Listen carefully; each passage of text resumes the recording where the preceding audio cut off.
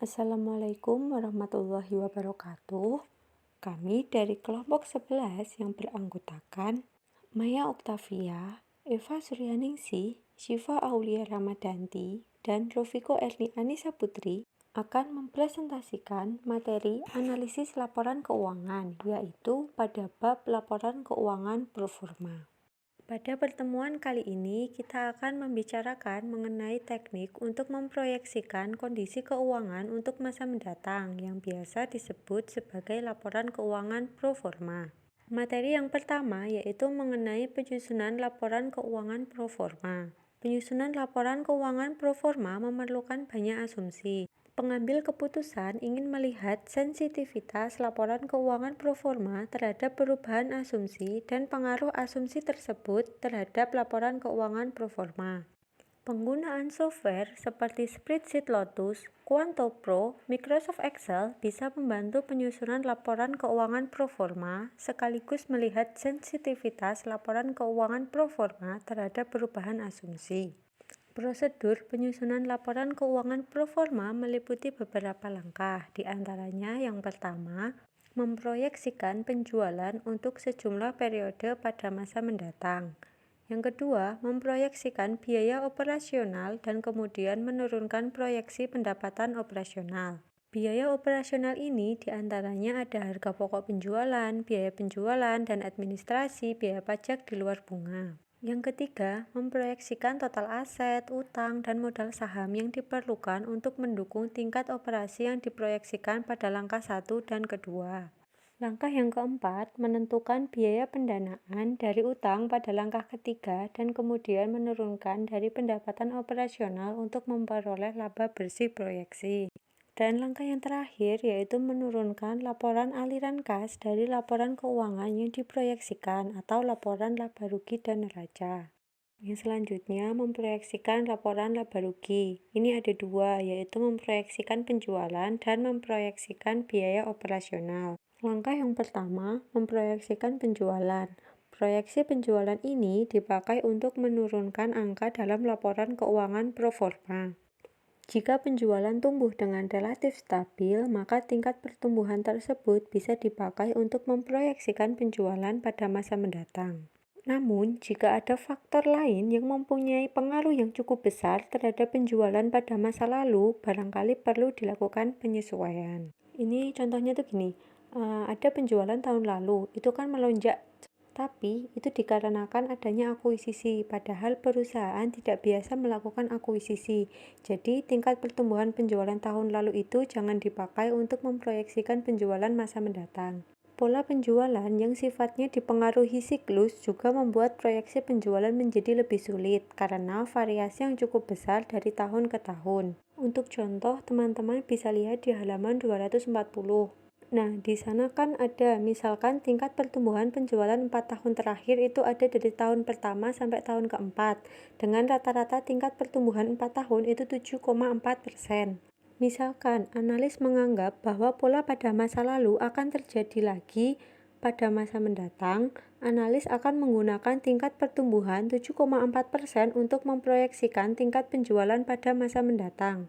Nah, dengan tingkat pertumbuhan itu, maka proyeksi penjualan di masa mendatang bisa dilihat di yang bawahnya itu, dari tahun ke-4 sampai tahun ke-6. Untuk perubahannya itu kan 7,4% semua. Nah, untuk jumlah, teman-teman bisa menghitungnya dengan jualan nyata dikali dengan perubahan.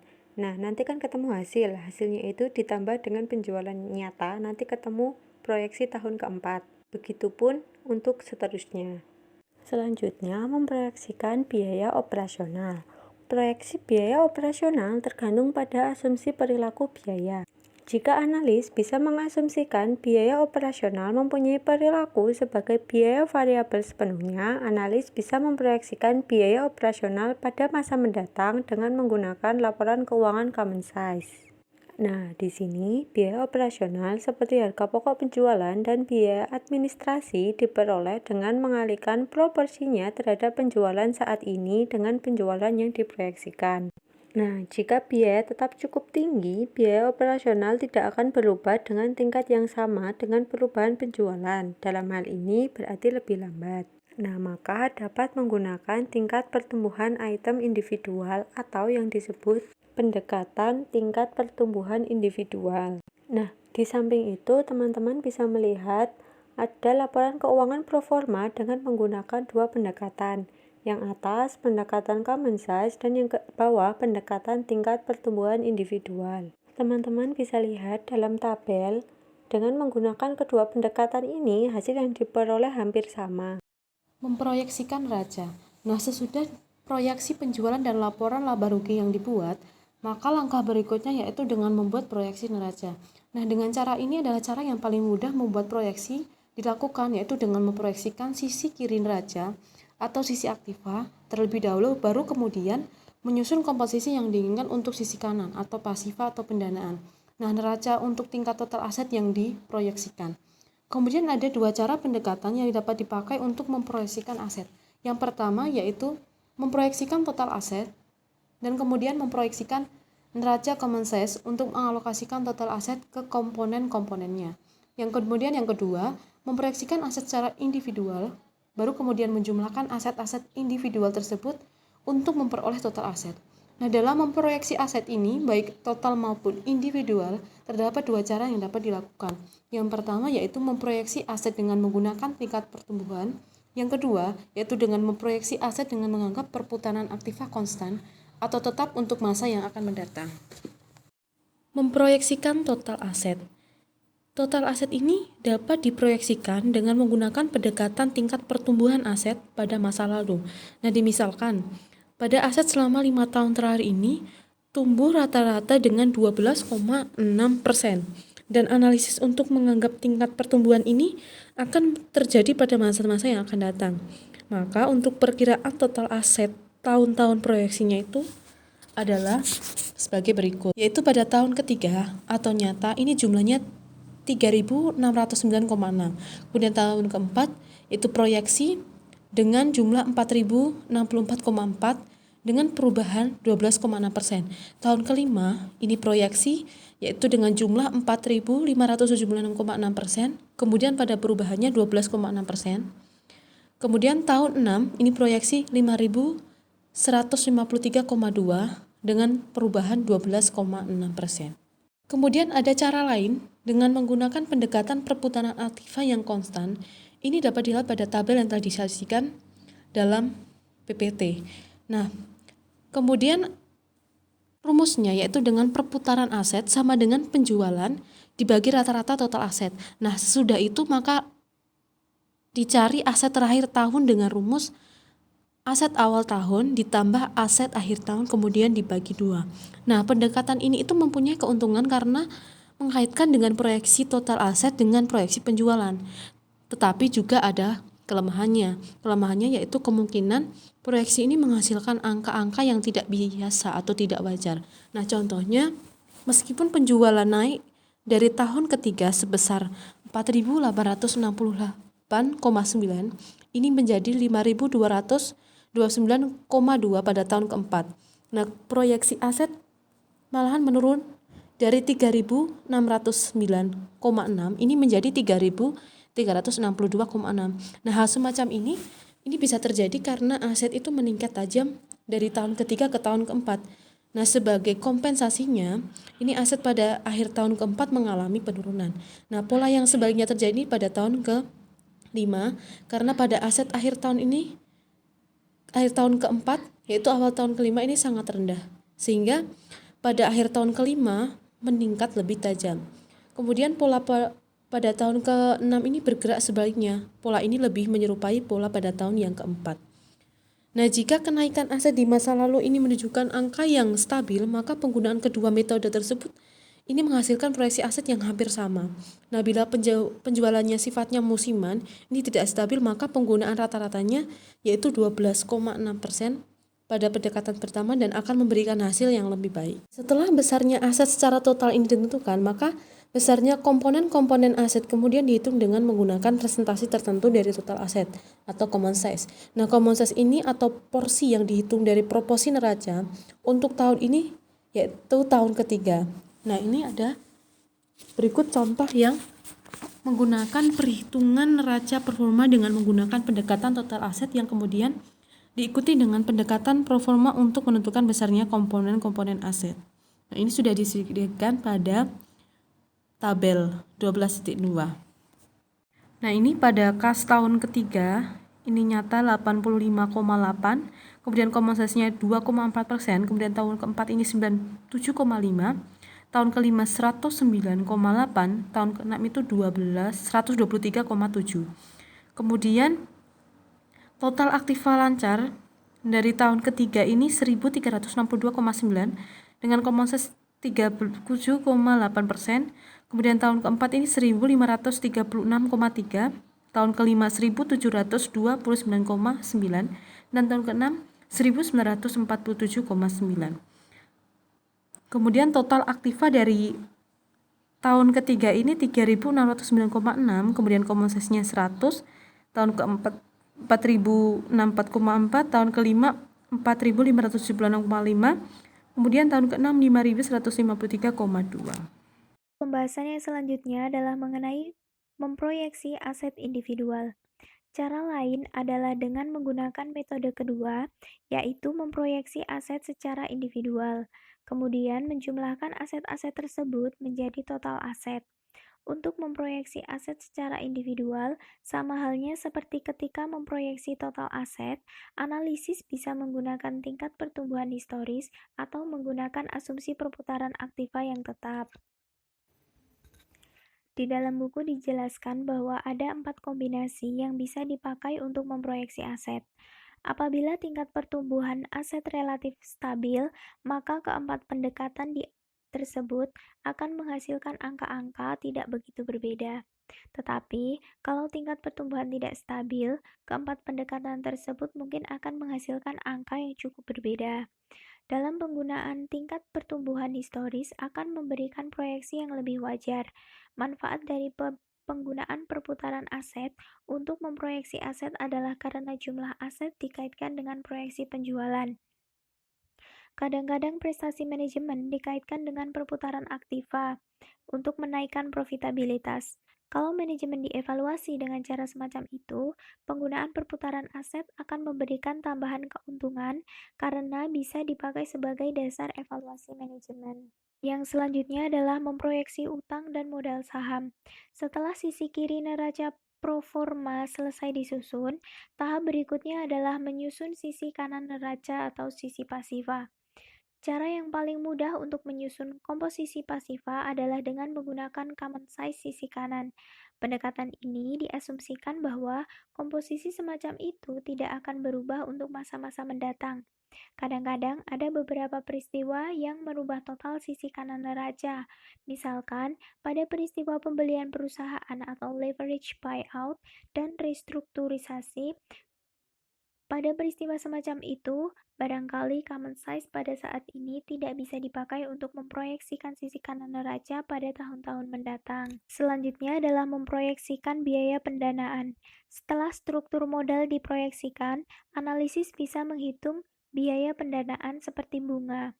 Langkah ini memerlukan asumsi bahwa struktur modal tidak akan berubah pada masa mendatang dan juga dengan tingkat bunganya. Apabila struktur modal berubah, misal utang lebih besar, maka risiko perusahaan berubah dan dengan demikian tingkat bunga juga bisa berubah untuk mengkompensasi kenaikan risiko.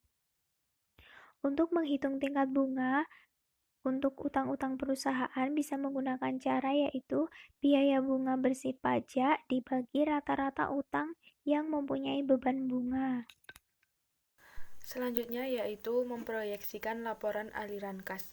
Langkah terakhir adalah memproyeksikan aliran kas. Proyeksi aliran kas diturunkan dari proyeksi neraca dan proyeksi laporan laba rugi. Berikutnya dapat dilihat tabel 12.3 mengenai proyeksi laporan aliran kas. Yang pertama, laba bersih itu diambil dari jumlah laporan laba rugi proforma. Kemudian yang kedua ada depresiasi dan amortisasi. Jumlah ini diasumsikan naik dengan tingkat kenaikan yang sama dengan aset. Aset ini diasumsikan untuk tumbuh dengan tingkat kenaikan 12,6%. Tingkat kenaikan ini juga digunakan untuk menghitung depresiasi dan amortisasi. Kemudian yang ketiga ada kenaikan atau penurunan piutang dagang. Itu dapat dilihat dengan perubahan dalam aktiva dan utang lancar selain kas diambil langsung dari neraca yang diproyeksikan. Jadi, itu dapat dilihat di tabel 12.2 mengenai neraca proforma. Tahun keempat mengalami kenaikan sebesar 61,8 didapat dari tabel 12.2 pada piutang dagang tahun 4 dikurangi dengan tahun yang ketiga, yaitu 548,7 dikurangi 486,9 didapat 61,8. Begitu pun dengan tahun-tahun berikutnya. Kemudian yang keempat yaitu kenaikan atau penurunan persediaan. Caranya sama dengan kenaikan atau penurunan piutang dagang, yaitu dapat dilihat dari tabel 12.2 bagian persediaan. Kemudian yang kelima yaitu kenaikan atau penurunan rekening dibayar di muka. Itu juga dapat dilihat di tabel 12.2 yang bagian rekening dibayar di muka. Kemudian yang keenam yaitu kenaikan atau penurunan utang dagang. Caranya pun sama dengan yang ketiga 45, yaitu dapat dilihat di tabel 12.2 yang bagian utang dagang, kemudian dapat dikurangkan dari tahun 4 dikurangi tahun 3, tahun 5 dikurangi tahun 4, dan seterusnya. Yang ketujuh, kenaikan atau penurunan utang lancar lainnya dapat dilihat di tabel halaman 247. Kemudian yang ke-8, perubahan surat-surat berharga. Pembelian dan penjualan surat-surat berharga dari investasi pada surat-surat berharga dimasukkan ke dalam rekening investasi. Perubahan-perubahan dalam rekening ini diambil dari neraca. Jika ada perubahan disebabkan karena perubahan yang berkaitan dengan pendapatan, maka jumlah yang disebabkan perubahan tersebut dimasukkan ke dalam operasi, bukannya investasi. Kemudian yang ke-9, kenaikan atau penurunan bangunan, pabrik, dan peralatan bersih depresiasi. Perolehan atau pembelian dan penjualan bersih aktiva tetap masuk dalam baris ini. Depresiasi tidak dimasukkan karena depresiasi sudah dimasukkan ke dalam operasi, yaitu pada baris yang kedua. Kemudian yang ke-10 yaitu kenaikan atau penurunan aktiva lainnya bersih amortisasi. Perubahan dalam aktiva lainnya biasanya aktiva lainnya datang dari goodwill yang timbul dari selisih harga pembelian akuisisi dengan harga aset yang dibeli. Jumlah ini bersih dari amortisasi karena amortisasi sudah dimasukkan ke dalam baris 3. Kemudian yang ke-11, 12, 13. Perubahan dalam pinjaman dan utang non-lancar lainnya biasanya masuk dalam bagian pendanaan, kecuali kalau ada informasi lain. Jika utang pajak non-lancar dilaporkan terpisah dari utang non-lancar, maka perubahan-perubahan dalam utang pajak tersebut dimasukkan dalam bagian operasi, bukan dalam bagian pendanaan. Kemudian yang ke-14 yaitu dividen. Untuk memproyeksikan dividen diperlukan asumsi kebijakan dividen. Banyak perusahaan yang mempunyai kebijakan untuk membayar dividen yang konstan setiap tahunnya. Beberapa perusahaan mempunyai kebijakan membayar dividen dengan rasio pembayaran dividen yang konstan. Misalkan, dividen tumbuh 9,5% setiap tahunnya selama 5 tahun terakhir ini. Tingkat pertumbuhan ini bisa dipakai untuk memproyeksikan dividen pada masa-masa mendatang. Proyeksi dividen dengan menggunakan tingkat pertumbuhan tersebut bisa dilihat pada tabel proyeksi aliran kas di muka. Kemudian yang ke-15 yaitu perubahan pada modal saham. Perubahan modal saham pada baris ke-15 merupakan perubahan modal saham yang belum termasuk dalam laba operasional baris 1 dan dividen baris ke-14. Laba operasional dikurangi dividen biasanya sama dengan laba yang ditahan. Dengan demikian, baris 15 ini merupakan perubahan dalam modal yang disetor. Nilai baris 15 yang positif mencerminkan adanya saham baru yang masuk. Kemudian yang ke-16 yaitu perubahan dalam kas. Jumlah dari baris 1 sampai baris 15 akan menghasilkan perubahan kas pada periode tersebut. Perubahan ditambah atau dikurangi apabila perubahan negatif. Kas pada awal periode akan menghasilkan kas akhir periode. Selanjutnya yaitu rasio keuangan proforma. Setelah laporan keuangan proforma selesai disusun, analis bisa menyusun analisis rasio untuk laporan keuangan proforma dengan cara yang sama dengan ketika membuat analisis rasio untuk laporan keuangan. Berikutnya dapat dilihat tabel 12.4 mengenai rasio keuangan proforma. Profitabilitas perusahaan diproyeksikan akan menurun sesuai dengan penurunan ROA dan ROE. Penurunan ini dikarenakan turunnya perputaran aktiva. Penjualan diproyeksikan untuk tumbuh 7,4% setiap tahunnya, sedangkan aset diproyeksikan untuk tumbuh dengan 12,6% per tahun. Perbedaan asumsi pertumbuhan ini mengakibatkan turunnya perputaran aktiva. Penurunan perputaran aktiva ini tidak diimbangi oleh kenaikan profit margin yang diproyeksikan untuk tetap selama 3 tahun mendatang. Rasio-rasio untuk mengukur risiko perusahaan dilihat dari perbandingan utang dengan dana non-utang tidak berubah selama 3 tahun mendatang. Hal ini disebabkan karena common size dari neraca diproyeksikan untuk tetap sama untuk tahun-tahun mendatang.